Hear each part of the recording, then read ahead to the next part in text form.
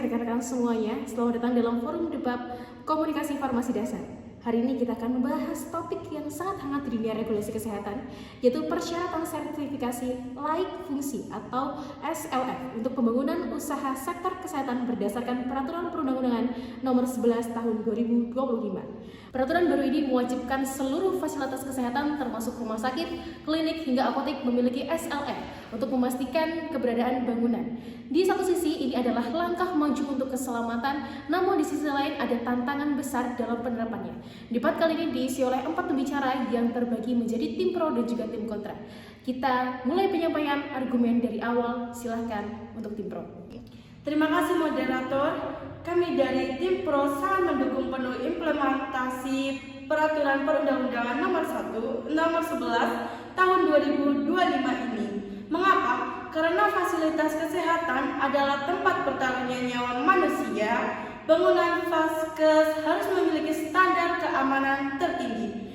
SLF menjamin bahwa aspek keselamatan struktur, proteksi kebakaran hingga tata ruang di apotek atau klinik sudah layak operasi. Ini bukan sekedar kertas formalitas, melainkan jaminan keselamatan bagi pasien, apoteker, dan tenaga medis yang beraktivitas di dalamnya.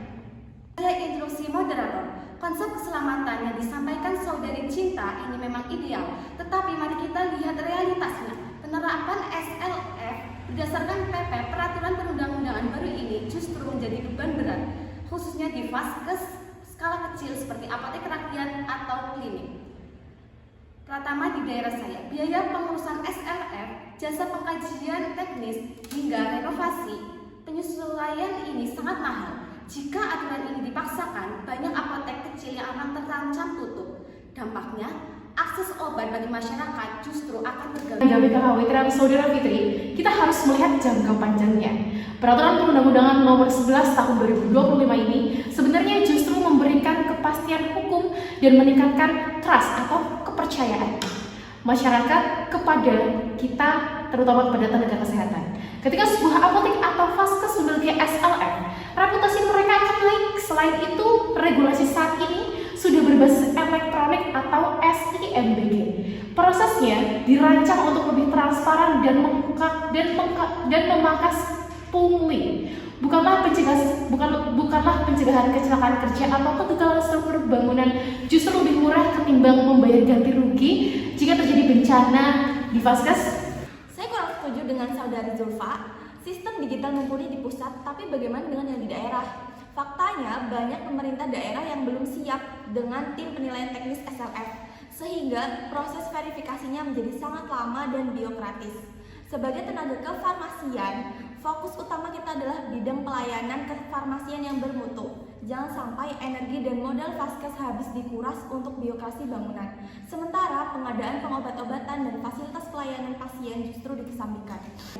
Tapi saudara Elsa, kita tidak bisa memisahkan pharmaceutical care dari keamanan fisik tempat pelayanan. Bagaimana kita bisa menjamin penyimpanan obat seperti vaksin atau narkotika aman dari resiko bangunan runtuh atau korsleting listrik jika vaskesnya tidak layak fungsi? SLF justru melindungi investasi dan aset farmasi itu sendiri. Betul saudari Cinta, tapi solusinya bukan dengan regulasi kaku yang menyamaratakan standar rumah sakit besar dengan apotek kecil. Harus ada diferensiasi dan insentif dari pemerintah. Tanpa itu, aturan ini hanya akan menguntungkan vaskes bermodal besar dan mematikan vaskes kecil atau vaskes lokal. Luar biasa, argumen yang sangat tajam dari kedua belah pihak.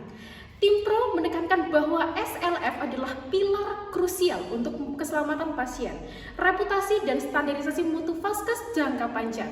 Sementara tim kontra mengingatkan kita pada realita lapangan mengenai kesiapan dana, birokrasi, daerah, serta ancaman terhadap keberlangsungan vaskes kecil.